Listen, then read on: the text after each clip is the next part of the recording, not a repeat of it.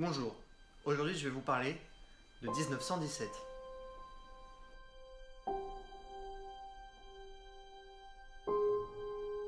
« 1917 est un film de guerre réalisé par Sam Mendes et sorti en décembre 2019 en France.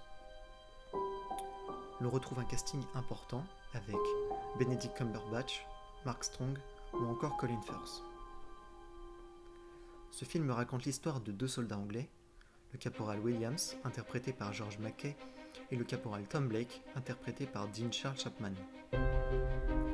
Ils ont la mission de rejoindre une division anglaise au front afin de leur délivrer un message urgent.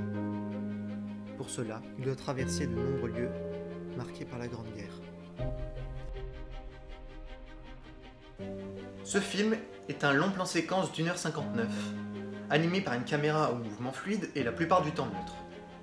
Malgré cela, elle transmet à merveille les émotions des deux protagonistes par des plans moyens ou serrés.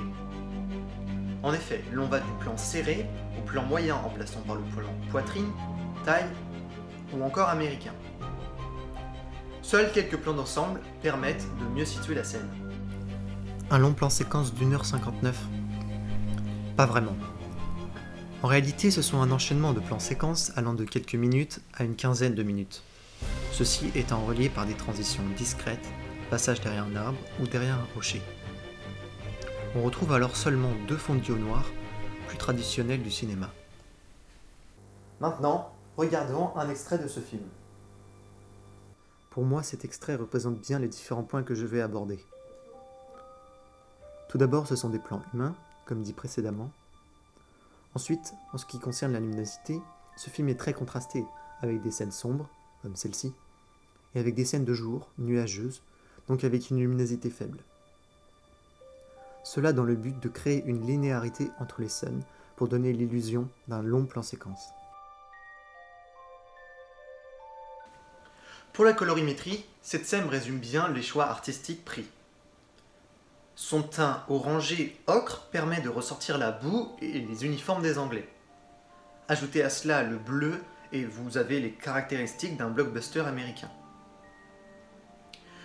Malgré cette scène aux couleurs vibrantes, le reste du film est plutôt fade avec des couleurs très pâles.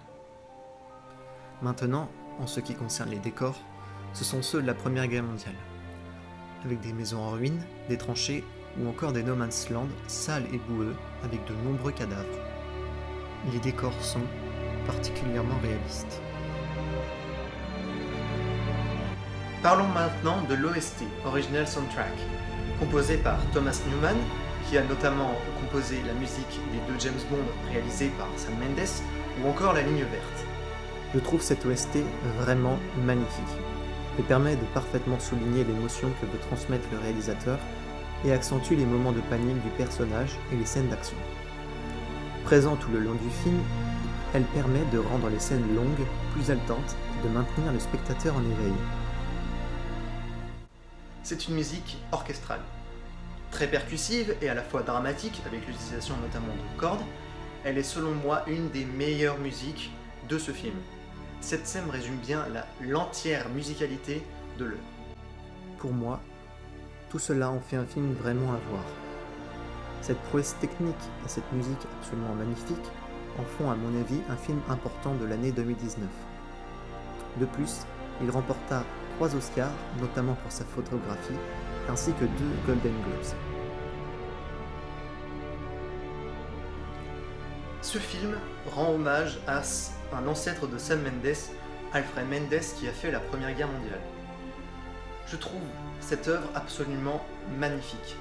Une technicité complexe et une musique qui permet de faire ressortir l'émotion de tous les personnages. C'est pour moi un chef-d'œuvre que je vous conseille vivement d'aller voir si vous ne l'avez pas vu.